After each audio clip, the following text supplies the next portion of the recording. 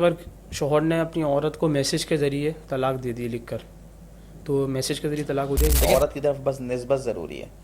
بیوی کا نام لکھے گا یا میں نے تمہیں طلاق دی اور وہ آپ نے میسج لکھ دیا اور اس کے بعد اس کو ڈیلیٹ کر دیا یا آپ نے فارورڈ کیا، وہ کسی وجہ سے پہنچا نہیں، سگنل کا ایشو تو کوئی بھی، تو طلاق ہو گئی. لکھنے سے ہی طلاق ہو جاتی ہے. پوچھا ہے کہ اگر کوئی پرندہ کمرے کی کھڑکی میں کوئی گھونسلہ بنا رہا ہے، اس کے اندر جراثیم بھی آتے ہیں ہوا کے ذریعے، تو اس گھونسلے کو ہٹایا جا سکتا ہے؟ اس میں ظلم میں شمار تو نہیں ہو گئی؟ لیکن یہ کہ اپنی گھر کی گیلری وغیرہ سے وہ اس کو ہٹا سکتے ہیں صفائی کی نیت سے. اچھا، کوئی شخص زکوٰۃ میں اپنے جوڑے دینا چاہ رہا ہے، اپنے شلوار قمیض دینا چاہ رہا ہے، وہ اس کا استعمال ہوا ہے، تو یہ دے سکتا ہے؟ اب آپ نے ایک سوٹ تو لیا ہے 10,000 کا، لیکن 2-4 دفعہ پہن لیا تو 10,000 کا تو نہیں ہے. تو ابھی کہ وہ زکوٰۃ میں اعتبار سے قیمت فروخت کا، کہ اگر یہ مارکیٹ میں بیچیں گے تو کتنے کا جائے گا. تو اب اگر 5,000 کا جائے گا مشکل سے، تو 5,000 کے بقدر زکوٰۃ ادا ہوگی. بس جتنے کا خریدا اتنی قیمت زکوٰۃ میں نہیں لگائیں گے آپ.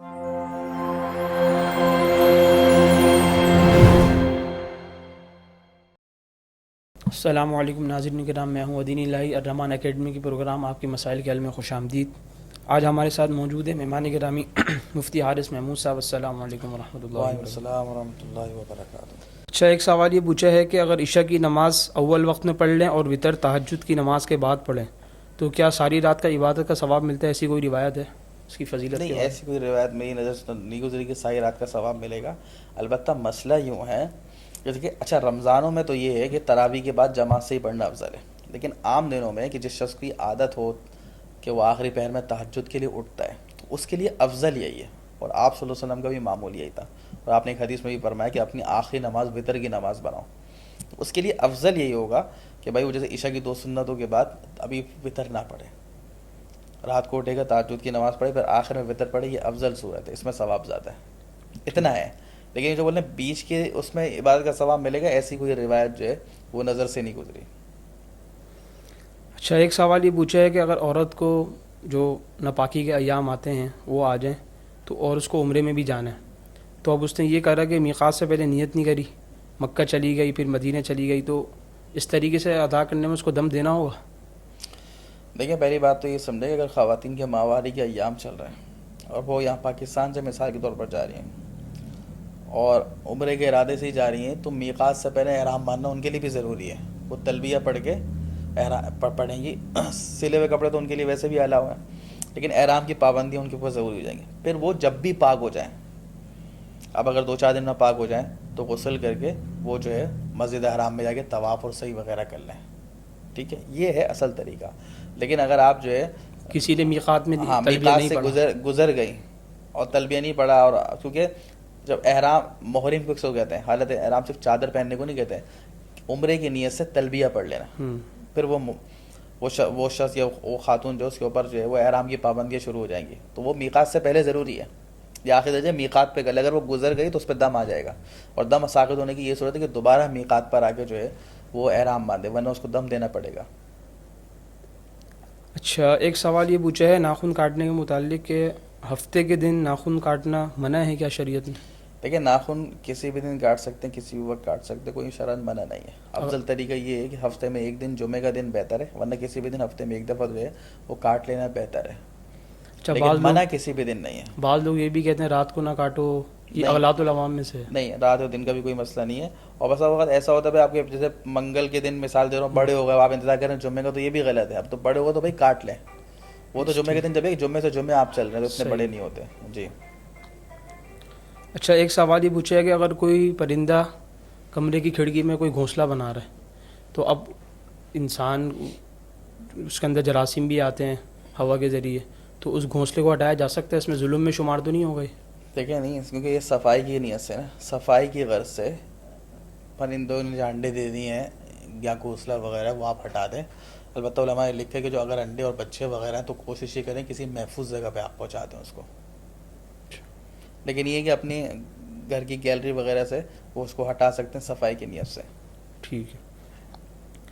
اچھا، کوئی شخص زکوٰۃ میں اپنے جوڑے دینا چاہ رہا ہے، اپنے شلوار قمیض دینا چاہ رہا ہے، وہ اس کا استعمال ہوا ہے، تو یہ دے سکتا ہے؟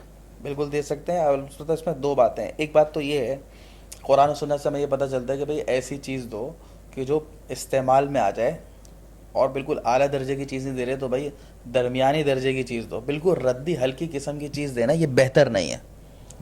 وَلَا تَتَيَمَّمُوا الْخَبِيثَ مِنْهُ تُنْفِقُونَ, قرآن تو کہہ رہا ہے کہ بھائی ردی ہلکی چیز دینے کا ارادہ بھی مت کرو. تو ایک تو یہ ہمیں یہ کہ بعض دفعہ زکوٰۃ میں لوگ کپڑے دے رہے ہوتے ہیں, راشن دے رہے ہوتے ہیں بالکل ہلکا قسم کا, تو اتنی جتنی وہ مالیت کے اس کے بغیر زکوٰۃ تو ادا ہو جاتی ہے, لیکن اس کی عادت بنا دینا یہ بالکل ناپسندیدہ عمل ہے. دوسری بات جو آپ نے یہ کہ اگر بالکل پہنا ہوا ہے لیکن وہ بالکل اچھی کنڈیشن میں, جیسے بعض خواتین کے ہوتے ہیں سوٹ شادی وغیرہ کے ہوتے ہیں, لیکن وہ 2-4 دفعہ پہن لیا, وہ کہتے ہوئے کسی کی شادی ہے تو اس کو دے تو بالکل دے سکتے ہیں. البتہ یہ بات سمجھ لیں کہ اب وہ بولتے ہیں کتنی زکوٰۃ ادا ہو. اب آپ نے ایک سوٹ تو لیا ہے 10,000 کا, لیکن 2-4 دفعہ پہن لیا تو 10,000 کا تو نہیں ہے, تو اب یہ کہ وہ زکوٰۃ میں اعتبار سے قیمت فروخت کا کہ اگر یہ مارکیٹ میں بیچیں گے تو کتنے کا جائے گا, تو اب اگر 5,000 کا جائے گا مشکل سے تو 5,000 کے بقدر زکوٰۃ ادا ہوگی. بس جتنے کا خریدا اتنی قیمت زکوٰۃ میں نہیں لگائیں گے آپ, جتنے کا بکے گا اتنی قیمت لگائیں گے. بالکل.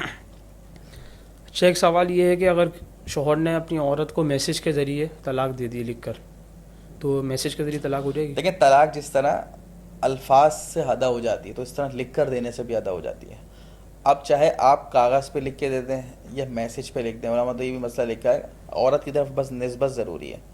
بیوی کا نام لکھے گا, یہ کہا میں نے تمہیں طلاق دی, اور وہ آپ نے میسج لکھ دیا اور اس کے بعد اس کو ڈیلیٹ کر دیا, یا آپ نے فارورڈ کیا, وہ کسی وجہ سے پہنچا نہیں, سگنل کا ایشو تو کوئی بھی, تو طلاق ہو گئی. لکھنے سے ہی طلاق ہو جاتی ہے. اس لیے بعض دفعہ ایسے مسائل آتے ہیں کہ میاں بیوی جو ہے میسج پہ بات کر رہے ہوتے ہیں, غصہ ہو جاتا ہے, تکرار ہو جاتی ہے, شوہر کوئی طلاق کا لفظ لکھ دیتا ہے, تو اس سے بہت احتیاط کی ضرورت ہے. لکھنے سے بھی جو ہے وہ طلاق ہو جائے گی. اچھا اگر کوئی شخص سودی کاروبار کرتا ہے تو اس سے قرضہ لینا صحیح ہے, درست ہے؟ بالکل بھی نہیں لینا چاہیے. جب آپ کو پتہ ہے کہ وہ سودی لین دین ہے تو اس میں سود کا پیسہ تو آ گیا, کیونکہ وہ لے رہا ہے اور اس میں بے برکتی بھی ہے. بات دیکھیں جس میں چاہے 1,000 روپے پہ وہ 200 روپے, تو 1,000 روپے تو حلال کے ہیں, لیکن 200 روپے تو سود کیا ہے. اور آپ کو جب پتہ ہے تو اور قرضہ چاہیے تو ایسے شخص سے نہیں لینا چاہیے. کسی واقعی قرضہ لینے کی ضرورت ہے تو کسی ایسے شخص سے لیں جس کی آمدنی حلال ہو. اچھا سوال ایک یہ ہے کہ زکوٰۃ کے مال سے ہسپتال کے اندر کوئی مشینری خرید کے رکھنا یا ہسپتال کی کسی تعمیر کروانا, یہ درست دیکھیں ہے؟ پہلی بات تو یہ سمجھیں کہ زکوٰۃ کی جو رقم ہے, جیسے میں نے عرض کیا تھا کہ اس کے تو کہ نصاب ہے, اور دوسرا یہ کہ وہ مالک بنا کے دینا ضروری ہے. لہٰذا زکوٰۃ کی رقم جو ہے وہ آپ کسی ادارے کو دے رہے ہیں تو کسی مستحق کو تو نہیں دے رہے نا, تو وہ صرف صدقے کی نیت سے اس میں ثواب ملے گا, زکوٰۃ ادا نہیں ہوگی. اسی طرح کوئی تعمیر وغیرہ ہے, تعمیرات میں جو ہے وہ زکوٰۃ کی رقم نہیں لگتی. اچھا ایک سوال یہ پوچھا ہے کہ اگر کسی شخص نے تھوک پھینکا, اس میں خون آ رہا ہے داڑھ سے یا کہیں سے بھی, اور تھوک غالب ہے اس میں, پھر اس کو شک ہو رہا ہے کہ اس سے پہلے جو میں نے تھوک نکلا تھا اس میں بھی خون غالب ہوگا, تو اب روزے کا کیا حکم ہے اس میں؟ لیکن پہلی بات تو یہ کہ صرف شک کا اعتبار نہیں ہوتا, اگر یقین یا کم سے کم غالب گمان ہو, تو اگر تھوک جو ہے اس کے اوپر اس کے اندر جو ہے وہ خون غالب ہے, اور خون غالب ہونے کی علامت علماء نے لکھی وہ سرخ ہو گیا ہے, تو اس سے جو ہے وہ اتنا تھوک ہے تو وضو بھی ٹوٹ جائے گا, اور اگر وہ حلق کے اندر چلا گیا ہے تو اس سے جو ہے وہ روزہ فاسد ہو جائے گا. البتہ اگر ایسا شخص ہے کہ اس کے مسوڑوں سے خون آتا ہے, اس کو پتہ ہی نہیں چلتا, وہ سو رہا ہے مسوڑوں کے خون نکلا اندر چلا گیا, تو علماء فرماتے ہیں ایسے شخص کو روزہ فاسد نہیں ہو, کیونکہ وہ اس کے اختیار میں نہیں ہے. لیکن عام طور پر اگر ایسا شخص نہیں ہے, جیسے ڈینٹسٹ کے پاس گیا یا ایسی کوئی چیز ہے, دانت نکل گیا ہے, تو پھر اس میں احتیاط ضروری کہ خون جو ہے وہ تھوک کے ساتھ اندر نہیں جائے.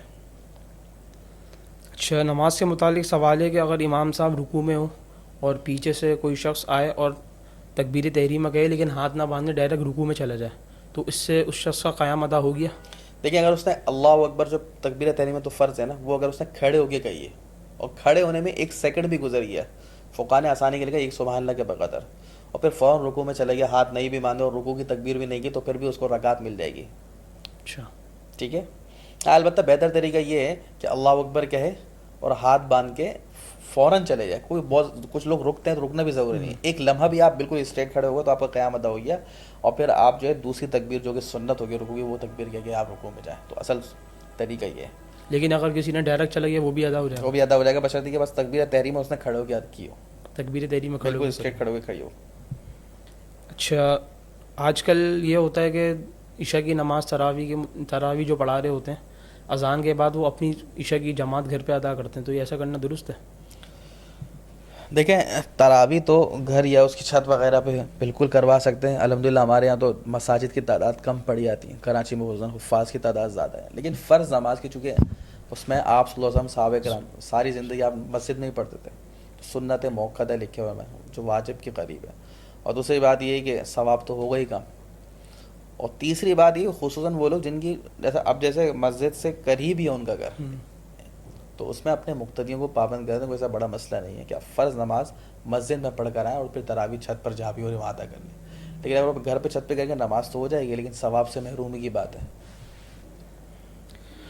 اچھا، اگلا سوال یہ پوچھا ہے کہ اسوہ نام رکھنا کیسے ہے؟ اسوہ نام بعض بچیوں کا رکھا جا رہا ہے تو صحیح ہے، معنی کہتے ہیں کہ وہ اسوہ کہتے ہیں پیشوا نمونہ، اور یہ اس کو کہتے ہیں کہ بھئی کسی کی اچھی عادات ہے تو وہ اپنے اندر اس کو اپنائی جائے، تو اس معنی کے اعتبار سے جو ہے وہ بچی کا نام رکھا جا سکتا ہے۔ اچھا، ایک سوال یہ پوچھا ہے کہ اپنے متعلق کسی نے پوچھا ہے کہ سحری کری انہوں نے اور منہ پہ نسوار رکھ کے سو گئے، پھر بعد میں بیدار ہوئے تو ان کو جب وقت نکل چکا تھا سحری کا، تو اب ان کا روزہ ہو گیا یا نہیں ہوا؟ دیکھیں منہ میں جب منہ میں نسوار رکھ لینا، یہ تو علماء نے لکھا کہ اس سے روزہ فاسد ہو جائے گا، عام طور پر اس کے ذرات بھی اندر چلے جاتے ہیں، تو ظاہر سی بات ہے اگر آپ منہ میں رکھ کے سوئیں اور آپ روزے کا وقت بھی شروع ہو گیا تو اس کا مطلب ہے وقت شروع ہونے کے بعد بھی تو اس کے ذرات اندر گئے، منہ میں رہی ہے، تو اس دن کا تو روزہ نہیں ہوگا، بعد میں ایک روزے کی جو ہے وہ قضا کرنی پڑے گی۔ جزاک اللہ مفتی صاحب، ٹائم دینے کا شکریہ۔ اللہ تعالی ہم سب کو مسائل سمجھ کر اس پر عمل کرنے کی توفیق عطا فرمائے۔ السلام علیکم ورحمۃ اللہ وبرکاتہ۔ السلام